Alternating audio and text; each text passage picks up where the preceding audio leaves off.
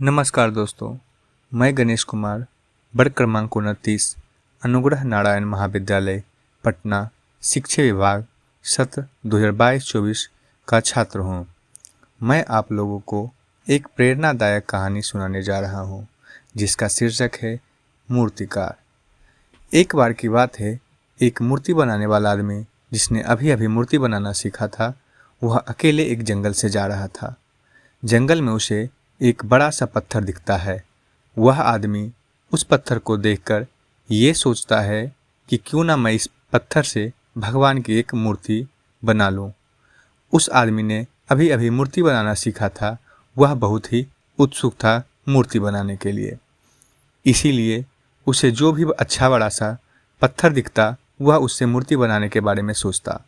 उस आदमी ने अपने बैग से छेनी हथौड़ी निकाली और उस पत्थर के पास मूर्ति बनाने के लिए बैठ गया।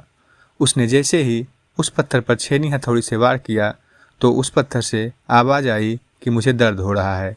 वह आदमी आवाज़ सुनकर हैरान हो गया। उसने फिर से छेनी हथौड़ी से उस पत्थर पर वार किया तो फिर उससे आवाज़ आई कि मुझे दर्द हो रहा है। वह आदमी अपना सामान उठाकर वहाँ से चला गया और उस पत्थर को वहीं छोड़ दिया। थोड़ा आगे जाने के बाद उसे एक और बड़ा सा पत्थर दिखा। उसने फिर से उस पत्थर को मूर्ति बनाने का सोचा और अपना सामान निकालकर उस पत्थर पर वार करने लगा। उस पत्थर को भी दर्द हो रहा था, लेकिन वह पत्थर चुपचाप सह रहा था और थोड़ी देर बाद उस मूर्ति बनाने वाले ने उस पत्थर से एक खूबसूरत मूर्ति बना दी। मूर्ति बनाने के बाद वह उसे वहीं छोड़कर आगे चला गया। वह एक गांव में पहुंचा तो उसे पता चला कि उस गांव में एक नया मंदिर बन रहा है जहां पर भगवान की मूर्ति की ज़रूरत है। तो उस मूर्ति बनाने वाले ने उस गांव के लोगों से कहा कि मैंने अभी अभी जंगल में भगवान की एक खूबसूरत मूर्ति बनाई है।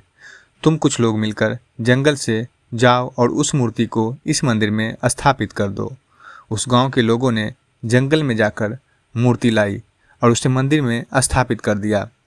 मूर्ति रखने के बाद गांव के एक आदमी ने कहा कि मूर्ति का इंतजाम तो हो गया, लेकिन अब नारियल फोड़ने के लिए एक बड़े से पत्थर की ज़रूरत है।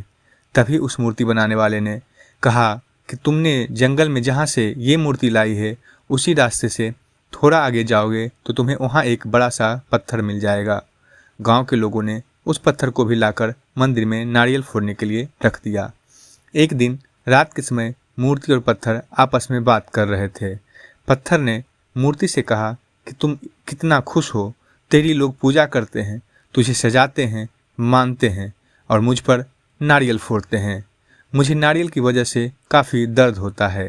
तभी मूर्ति से बोली, अगर उस दिन तुम मूर्ति बनाने वाले का वार सहन कर लेता तो आज मेरी जगह तू होता और तेरी जगह मैं, लेकिन तूने वह वार सहन नहीं किया, इसलिए तुझ पर आज लोग नारियल फोड़ते हैं और मेरी पूजा करते हैं। दोस्तों, किसी ने क्या खूब कहा है कि ज़िंदगी जीना आसान नहीं होता, बिना संघर्ष के कोई महान नहीं होता, और जब तक ना पड़े हथौड़े की चोट तो पत्थर भी भगवान नहीं होता।